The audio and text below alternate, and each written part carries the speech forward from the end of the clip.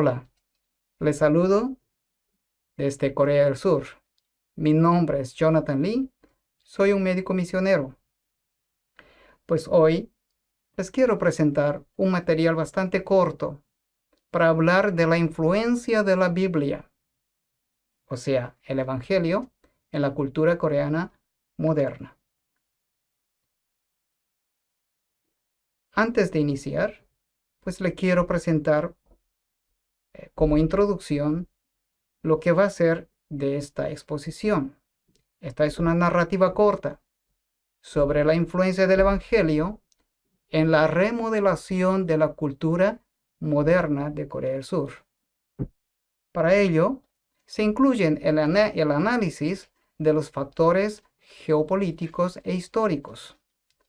Al mismo tiempo, también se presenta algunas de las muchas contribuciones que hicieron los misioneros occidentales en la cultura coreana. Es justo reconocer, sin embargo, que esta exposición tiene sus propias limitaciones.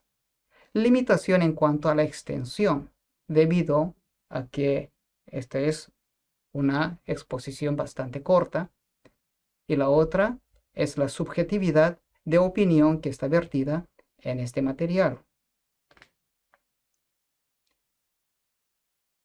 Para tener un punto de parámetro por donde vamos a discurrir en nuestra exposición, pues les invito a todos a que miren un poco en esta línea de tiempo. Fíjense en los años 1894 y 95, durante los cuales se desarrolló la guerra entre China y Japón. Esta guerra fue debido a unas pretensiones imperialistas del gobierno japonés. La otra fecha importante a considerar son los años 1904 y 1905, en los cuales se desarrolló la guerra entre Rusia y Japón. También debido a las pretensiones del Japón de expandirse y de colonizar a los países vecinos. Luego viene el año 1945, que señala el final de la Segunda Guerra Mundial, que también trajo la independencia de Corea del colonialismo japonés. Luego, 5 años después, pues se estalla la Guerra de Corea en el año 1950, que dura hasta 1953. Se habrán notado ustedes que yo he dejado la primera fecha de esta línea de tiempo en el último lugar, que viene a ser el año 1885, el año que está marcado por la llegada de los primeros misioneros occidentales a la península coreana.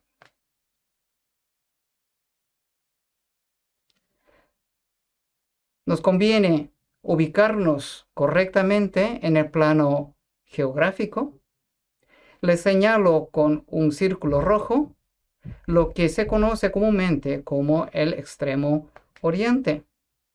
Y les presento un mapa aumentada en sus dimensiones. Fíjense ustedes de que hacia el extremo oriente pues está el Japón. Al otro lado está China, hacia abajo, y hacia arriba Rusia. Y en el medio hay una pequeña península que se llama la península coreana. Japón, que es un país insular, desde muchos años han tenido el sueño de conquistar el continente. Para ello, tendría que hacer frente a un país gigantesco que es China y otro país igualmente grande que es Rusia. Para alcanzarlos, pues Japón tenía que atravesar la península coreana.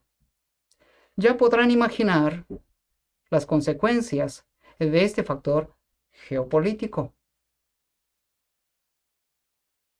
El resultado de estas pretensiones niponas fue la guerra de ese país con China y con Rusia en 2 periodos sucesivos que terminaron con la ocupación japonesa de la mayor parte del territorio que ellos pretendían ocupar, incluyendo la península coreana.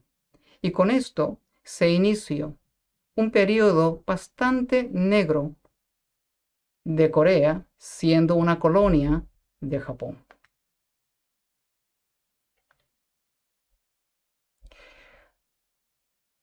En el año 1945 termina el dominio de Japón sobre Corea con el término de la Segunda Guerra Mundial.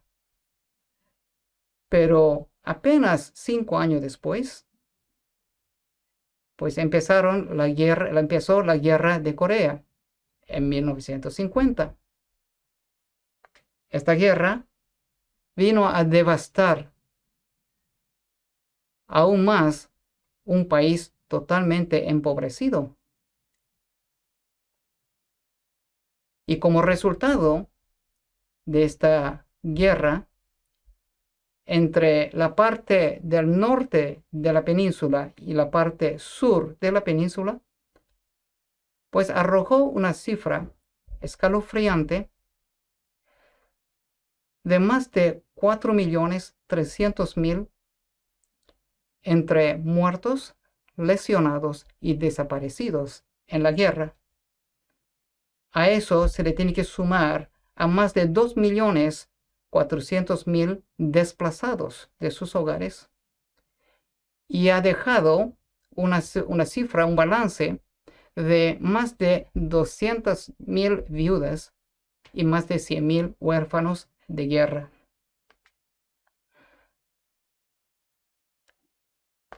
Al terminar la guerra, pues el país estaba en ruinas, como ustedes observan en esta fotografía de la capital de Corea del Sur, Seúl. Desde este punto, el país tuvo que levantarse para que en apenas aproximadamente 70 años, pues el país se ha transformado en lo que ustedes observan en esta fotografía actual.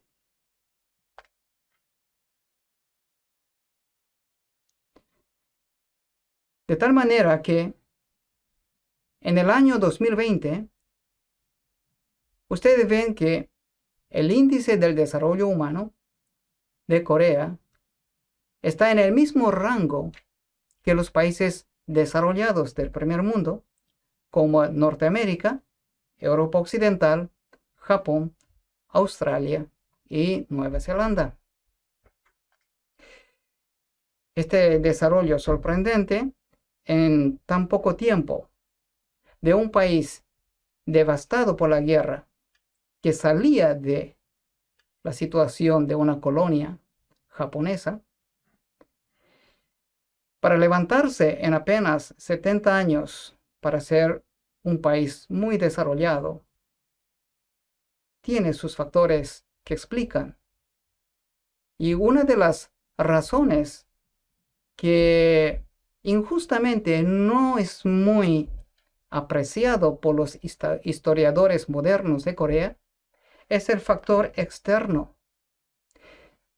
También es oportuno reconocer que el pueblo de Corea, a través de su larga historia y de múltiples invasiones que han sufrido de los países vecinos, se ha caracterizado por ser un pueblo con una extrema tenacidad y resistencia de sobrevivir. Pero existe un factor externo, un factor foráneo que vino a agregarse y que realmente contribuyó en grandes medidas, como veremos enseguida, que viene a ser la llegada de los misioneros occidentales. Mayormente fueron de Norteamérica. Estos misioneros, cuando ingresaron en el país, han traído consigo la Biblia, es decir, el Evangelio. No solamente se limitaron a enseñar el Evangelio, sino que participaron contribuyendo activamente en la construcción y la remodelación de la cultura coreana y su sociedad.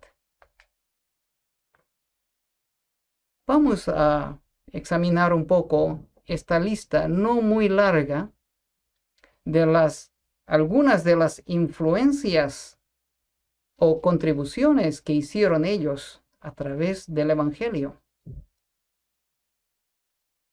Yo creo que es bueno mencionar uno por uno estos factores.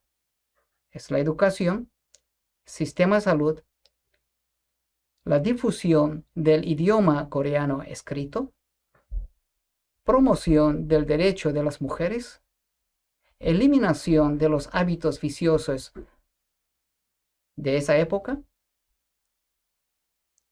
la eliminación de poligamia y de las clases sociales, y el apoyo a la autodeterminación del pueblo y el patriotismo. En primer lugar, vamos a considerar la educación. En 1885, cuando los primeros misioneros llegaron en Corea, el país carecía de un sistema educativo. No tenía ninguna escuela con un currículum moderno. Y ellos rápidamente vieron esta escasez y empezaron a trabajar en ofrecer educación regular, moderna, a los niños. Los primeros tiempos fueron marcados por una resistencia de la población, sospechando de las reales intenciones de los misioneros. Y es interesante notar que los primeros alumnos que tuvieron los misioneros eran los huérfanos que vivían en la calle. Pero enseguida la población general se dieron cuenta de la benevolencia de la educación y rápidamente se sumaron más alumnos acudiendo a la educación moderna.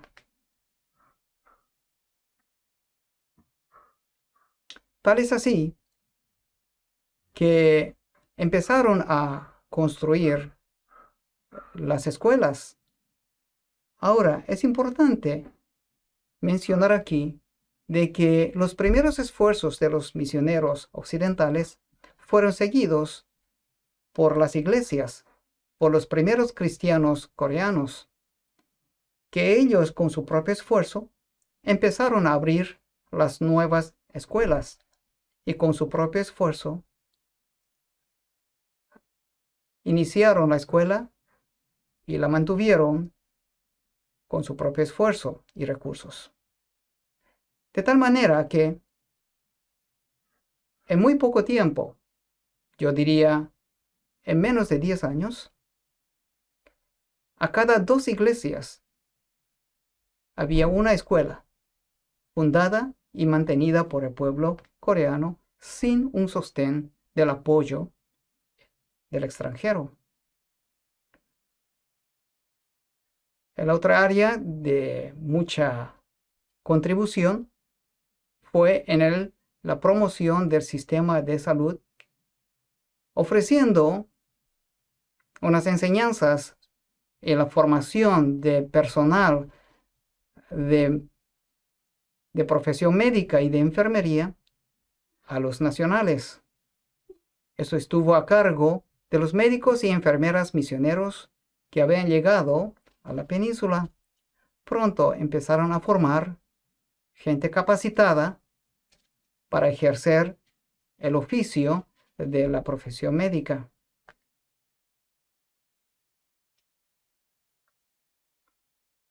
Y así, un número bastante importante de personal médico y de enfermeras fueron capacitándose bajo la dirección de los misioneros occidentales.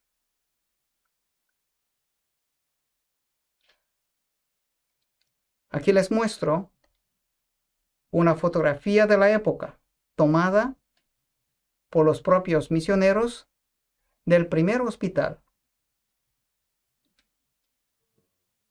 que se inició en Seúl. Este hospital no desapareció con el tiempo, sino que poco a poco se fue creciendo, se fue remodelando, se fue perfeccionando y agrandándose para transformarse en uno de los hospitales más modernos del mundo. Y este hospital se transformó en esto que ustedes ven ahora.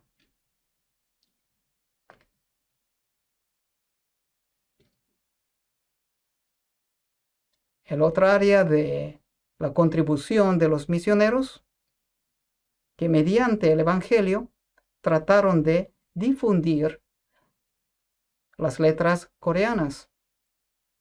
Hasta entonces, el pueblo común, vulgar, no sabían escribir. Y los aristócratas utilizaban las letras chinas, que consideraban como un lenguaje o un idioma superior. Sin embargo, los misioneros empezaron a impulsar el uso de las letras coreanas, que son bastante más sencillas y son las letras fonéticas. El ejemplo de su esfuerzo está en esto, de que ellos empezaron a imprimir la Biblia en coreano, utilizando solamente las letras coreanas. Con esto, las letras escritas llegaron hasta la masa popular y se difundió entre toda la población. Ahora nos toca hablar sobre la contribución que hizo el Evangelio a través de los misioneros en promover el derecho de las mujeres. Tradicionalmente, las mujeres no tenían ningún derecho social. Una mujer que se casa pasa a pertenecer a la familia del marido. Muchas veces no disfrutaban de ninguna identidad propia, sino que estaba encargada de los quehaceres de la casa y de criar los hijos. Una de sus responsabilidades era de dar hijo varón a la familia. De otra manera, pues ella era expulsada de la casa o el marido tomaba otra mujer hasta que le dé un hijo varón.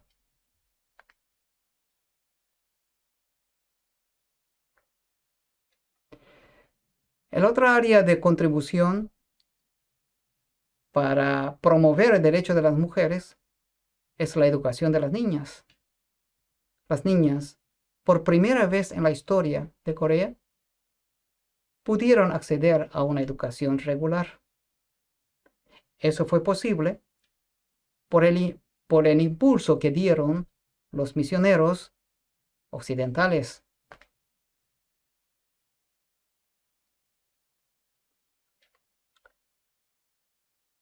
Cuando los misioneros llegaron a Corea a finales del siglo XIX, ellos vieron que había 5 clases sociales.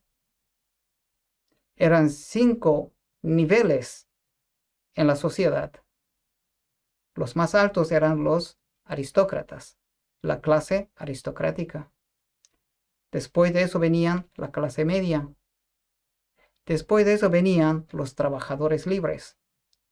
Y en cuarto lugar estaban los siervos o prácticamente los esclavos.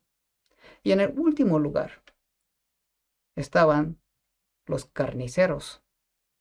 A ustedes les sorprendería que los carniceros sean considerados en el último lugar.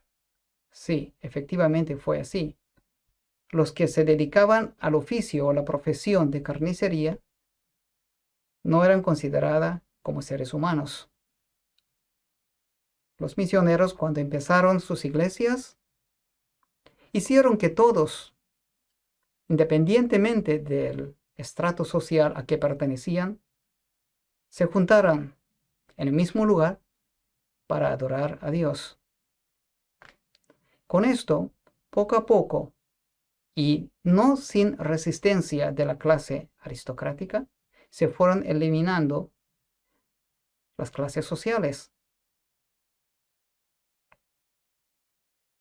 De tal manera que la gente de la clase pobre, o los siervos o sirvientes, y los carniceros, tenían su voz y voto dentro de la iglesia, se sentaban junto con la gente de clase más alta y formar una comunidad de fe.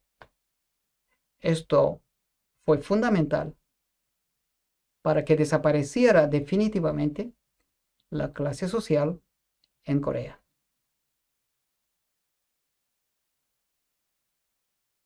Como último punto de la contribución, mediante el Evangelio, el pueblo aprendió que cada pueblo tiene el derecho de determinar, de decidir el camino, y entonces esto dio pie a que el pueblo se levantase con la decisión de afirmar en su autodeterminación y en el patriotismo.